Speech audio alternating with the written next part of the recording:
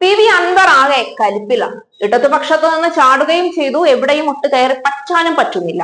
എന്നാൽ ഒട്ട് വിചാരിച്ച പോലെ തെരഞ്ഞെടുപ്പ് നടത്തി തന്റെ ആത്മാർത്ഥത ഒന്ന് തെളിയിക്കാൻ ഒരു അവസരം പോലും കിട്ടുന്നില്ല.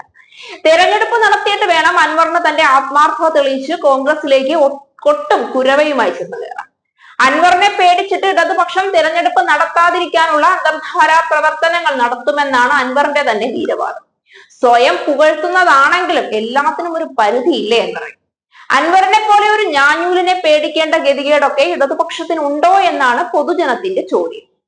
നിലമ്പൂർ ഉപതെരഞ്ഞെടുപ്പ് അസാധാരണമായി വൈകുന്നതിനെതിരെ PV അൻവർ വീണ്ടും രംഗത്തെത്തിയിരിക്കുകയാണ്. എത്രയും വേഗം തെരഞ്ഞെടുപ്പ് നടത്തിയില്ല എങ്കിൽ താൻ നിയമ നടപടിയുമായി മുന്നോട്ട് പോകുമെന്നാണ് അൻവറിന്റെ വെല്ലുവിളി. ഒരു തരത്തിൽ തൃണമൂൽ കോൺഗ്രസിൽ പുരനിറഞ്ഞു നിൽക്കുകയാണ് അൻവർ എന്ന് പറയാതെ വയ്യ. എങ്ങനെയെങ്കിലും ഒന്ന് കോൺഗ്രസിൽ കയറി പറ്റണമെങ്കിൽ തിരഞ്ഞെടുപ്പിൽ വലിയ വിജയം അൻവറിന് കാഴ്ചവെക്കേണ്ടതുണ്ട്. കോൺഗ്രസിനെ അത് ബോധ്യപ്പെടുത്തിയാൽ മാത്രമേ ഇപ്പോൾ അസോസിയേറ്റ് പാർട്ടിയായി തുടർന്നോളാനാണ് അൻവറിനോട് തൃണമൂൽ കോൺഗ്രസിനോടുള്ള സമീപനമെങ്കിൽ അത് മാറ്റിയെടുക്കാൻ അൻവറിന് കഴിയും. ആ നിലപാടിന് കുറച്ച് മയം വരണമെങ്കിൽ നിലമ്പൂർ ഉപതെരഞ്ഞെടുപ്പ് അൻവറിന് വളരെ പ്രധാനമാണ്. ഈ ഘട്ടത്തിലാണ് തിരഞ്ഞെടുപ്പേ എന്ന അൻവർ ഇങ്ങനെ മുറവിളി കൂട്ടുന്നത്.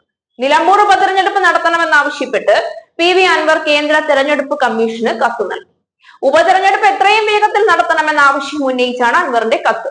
ഇനിയും വൈകിയാൽ നിയമ നടപടിയുമായി ഹൈക്കോടതിയെ സമീപിക്കുമെന്നും PV അൻവർ വ്യക്തമാക്കി. അതേസമയം നിലമ്പൂർ ഉപതെരഞ്ഞെടുപ്പ് നടക്കുന്നതിന് മുന്നോടിയായി തൃണമൂൽ കോൺഗ്രസിനെ UDF-ലെ അസോസിയേറ്റ് പാർട്ടിയാക്കാൻ ആലോചനയുണ്ട്. ഇക്കാര്യത്തിൽ വ്യക്തത വരുത്താനാണ് 2 ദിവസം മുൻപ് ചേർന്ന യോഗത്തിൽ പ്രതിപക്ഷ നേതാവ് VD സതീശനെ ചുമതലപ്പെടുത്തിയത്. ക്ഷണിതാവ്, അസോസിയേറ്റ് പാർട്ടി എന്നീ 2 നിലയിലാണ് UDF-ൽ പാർട്ടികളെ ഉൾപ്പെടുത്തുന്നത്. നിലവിൽ RMP മാത്രമായിരുന്നു UDF-ലുള്ള അസോസിയേറ്റ് പാർട്ടി. നിയമസഭയിൽ സ്വതന്ത്രമായ നിലപാടെടുക്കാൻ അസോസിയേറ്റ് പാർട്ടിക്ക് സാധിക്കും. എന്നാൽ പല കാര്യങ്ങളിലും സ്വതന്ത്രമായി ഇടപെടാൻ അസോസിയേറ്റ് പാർട്ടിക്ക് കഴിയുകയുമില്ല. അതുവഴി അൻവറിന്റെ കടന്നുകയറ്റം കോൺഗ്രസ് പാർട്ടിക്ക് ഒരു പരിധിവരെ വിലക്കാൻ കഴിയും. അൻവറിനെ പാർട്ടിയുടെ ഭാഗമാക്കി എന്നുമായി, എന്നാൽ അങ്ങോട്ട് അൻവറിന്റെ അനാവശ്യവാദങ്ങളെയും പിടിവാശികളെയും സഹിക്കേണ്ട ബാധ്യതയും പാർട്ടിക്ക് ഉണ്ടാകുന്നില്ല എന്നാണ് കോൺഗ്രസ് നേതൃത്വത്തിന്റെ കണക്കുകൂട്ടൽ. അതേസമയം നിലമ്പൂർ നിയമസഭാ മണ്ഡലത്തിൽ നടക്കാനിരിക്കുന്ന ഉപതെരഞ്ഞെടുപ്പിന്റെ പശ്ചാത്തലത്തിൽ അന്തിമ വോട്ടർ പട്ടിക പ്രസിദ്ധീകരിച്ചു. 2025 ഏപ്രിൽ 1 യോഗ്യതാ തീയതിയായി കണക്കാക്കി നടത്തിയ പ്രത്യേക സംക്ഷിപ്ത വോട്ടർ പട്ടിക പുതുക്കലിന്റെ അടിസ്ഥാനത്തിലാണ് അന്തിമ വോട്ടർ പട്ടിക പ്രസിദ്ധീകരിച്ചത്. കേന്ദ്ര തെരഞ്ഞെടുപ്പ് കമ്മീഷന്റെ മാർഗനിർദ്ദേശങ്ങൾ അനുസരിച്ച് അന്തിമ വോട്ടർ പട്ടികയുടെ പകർപ്പുകൾ അംഗീകൃത രാഷ്ട്രീയ പാർട്ടികളുടെ പ്രതിനിധികൾക്ക് Nilambur assistant electoral registration officer Sindhu MP കൈമാറി. എന്നാൽ കോൺഗ്രസിന് ഇതുവരെയും നിലമ്പൂരിലെ തങ്ങളുടെ സ്ഥാനാർത്ഥി ആരാണെന്ന കാര്യത്തിൽ ഒരു അന്തിമ തീരുമാനത്തിൽ എത്താനും കഴിഞ്ഞിട്ടില്ല.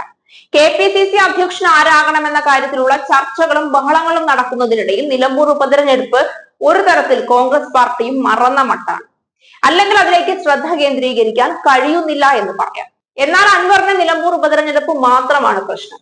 ഈ സാഹചര്യത്തിൽ വീണ്ടും KPCC അധ്യക്ഷനെ ചൊല്ലിയുള്ള തർക്കങ്ങൾക്കിടയിലേക്ക് അൻവർ കടന്നു വരാനുള്ള സാധ്യതകളും തള്ളിക്കളയാനാവില്ല. അങ്ങനെയെങ്കിൽ തൃണമൂൽ കോൺഗ്രസും KPCC അധ്യക്ഷനെ ചൊല്ലിയുള്ള തർക്കങ്ങളും ഒക്കെയായി കോൺഗ്രസ് നേതൃത്വം ആകെ പുകഞ്ഞു കത്താനാണ് എല്ലാ സാധ്യതകളും.